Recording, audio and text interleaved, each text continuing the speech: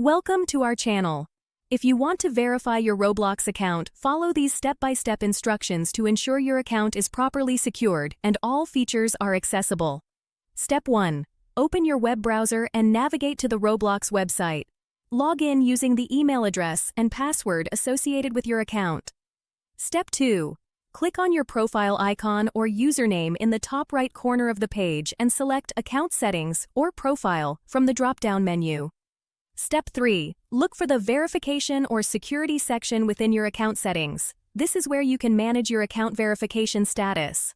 Step 4. Review the verification requirements. Roblox may ask you to verify your email address, phone number, or identity documents depending on the account type. Step 5. If email verification is required, check your inbox for a verification email from Roblox. Click the verification link provided in the email to confirm your email address. Step 6. For phone verification, enter your mobile number in the designated field and click Send Code. You will receive a verification code via SMS. Enter this code to verify your phone number. Step 7. If identity verification is needed, prepare a government-issued ID and follow the on-screen instructions to upload a clear photo of your document. Ensure all information is visible. Step 8. Submit your verification information and wait for Roblox to review your submission.